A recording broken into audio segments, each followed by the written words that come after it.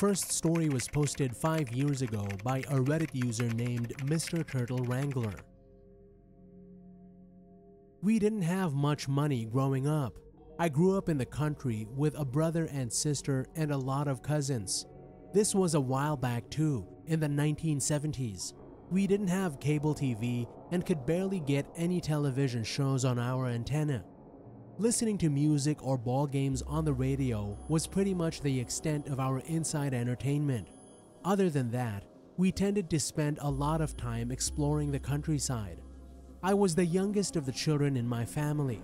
After my siblings had left home, my family moved into a smaller house to save money. It was even further out in the country than we had previously lived, but it provided a lot of new areas for me to go out exploring in. Of course, all that exploring had to be done alone since I was the only kid who was ever there and no one really lived close to us. This happened on a pretty hot summer day. It was one of those days where it got hotter inside than it was outside. Plus, there was pleasant breeze outside and there would be a lot of shade out in the hills, so I decided to go exploring. I hadn't really had a chance to do much exploring before then in the hills around the new house. Going off alone wasn't something that I was used to doing. I had to admit that sometimes when you're out in the woods and alone, it can be a little scary. I planned on being out for a while. I walked up and down several hills, seeing all sorts of things out there. But something that really surprised me as I came over a hill was that there was a valley between it and the next hill, and there was a big and old barn sitting down in it. I hadn't come across any old buildings, houses, or anything like that beforehand, so I was quite a bit surprised. But I was absolutely intrigued and wanted to check it out.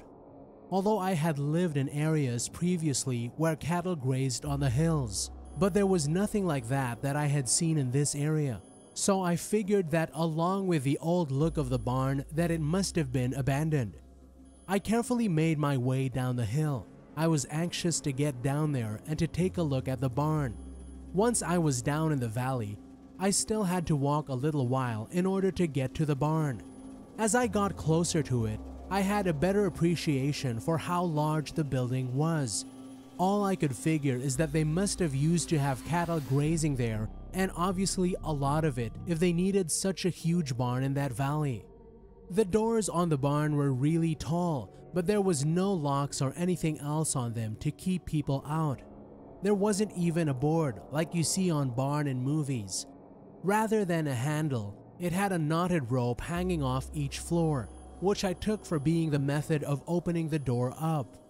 I pulled on the rope. Although it made a lot of noise, the door opened easily enough. It made me think that it must have been opened recently, which worried me only a little. I had no way of actually knowing if it did or not. There was a lot of bales of hay inside the barn. There was only light coming from the door that I opened, so the back of the barn and the upper lofts were pretty dark. I made sure to open the door as widely as possible to get as much light into the barn as possible while I was looking around. I wasn't really looking for anything. There were some tools around the barn. Some of them were on the wall, others were on what I guessed was a workbench. There were pitchforks and sickles and things like that. All were pretty old and just further led me to the conclusion that the place was abandoned and probably had been for some time. After doing a little bit of exploring on the bottom, I decided to take a look in the upper lofts. I really didn't expect to find anything other than more hay, but I was young enough that a part of me believed that I might be able to find something valuable or treasure, or maybe even an old diary or something like that, anything that would be interesting. I climbed up to a few of the lofts and I was right, there was nothing in them but hay. I wasn't going to check on the one that was at the back of the barn, but since I hadn't found anything interesting, plus I wasn't really nervous due to the amount of time that I had already spent in the barn, I decided to go ahead and check it out. Each loft had a small staircase that led up to a trap door in the floor. I approached this one, trying to be as careful as I possibly could. It was pretty dark back there, and I told myself I wanted to be careful not to slip or anything. I guess part of me was probably a bit scared of the setting as well. A lonely barn in a lonely valley and me climbing into a dark loft was pretty terrifying.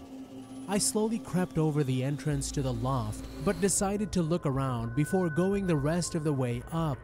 It was what I had done with the other lofts, but this one was a bit scarier, of course. It took my eyes a moment to adjust. It was a little darker up in the loft.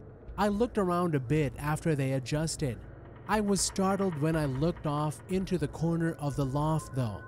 I jumped when I saw what looked like a person crouching down in the back corner. I had to rub my eyes because I was sure that whatever I was seeing was just an optical illusion because there couldn't actually be anyone there. I didn't have much time to react though, because the crouching figure hunkered down in the corner of that loft quickly jumped up on their feet. The action was so surprising that it caused me to lose my footing on the steps. I fell down the steps and landed, fortunately, on the hay-covered ground. Groaning, I looked over at the trapdoor to the loft. I saw a footstep on the top step. I just lost it after that. I stumbled to my feet as quickly as I could. I didn't know who would be hanging out in the dark loft of an abandoned barn, and I really don't want to stay there and find out. I raced out the barn, not even bothering to close the door as I went past it. I didn't look back, not once, as I ran away from the barn. If whoever that was decided to follow me, I didn't want to know. I knew there was a dirt road that ran through these hills, and I just hoped I could find it. I had never run that hard, that fast, and that long in my entire life. I did eventually have to slow down because I was getting cramps in my sides, and when I did look back. If the figure had followed me, he either stopped or he fell far behind.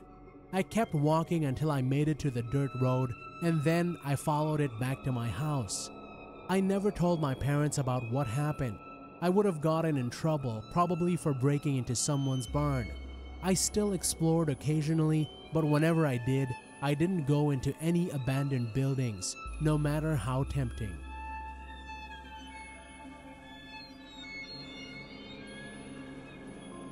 Second story was posted 8 years ago by a Reddit user named WhiteCastle56. There used to be an old abandoned school in a town by my house. It was heavily boarded up and super hard to get into.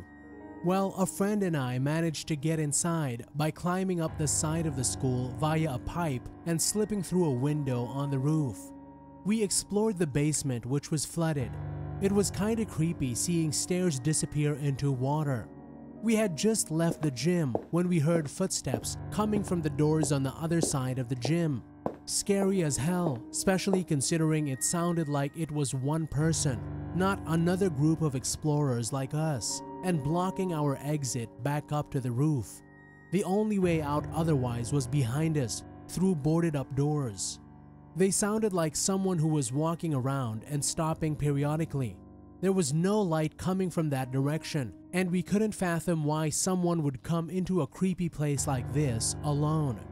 We waited for the footsteps to stop, then snuck across the gym, peered down the hallways, saw no one, and continued towards the stairs which would lead us back to the roof.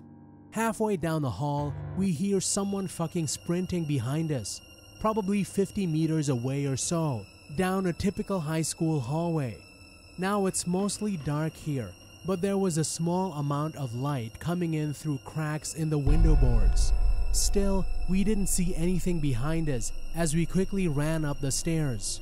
We didn't stop until we got back to the 4th floor. We listened for noise, nothing, hopped out the window and climbed back down the pipe. Legitimately the scariest experience of my life. I have no idea what the hell went on in there.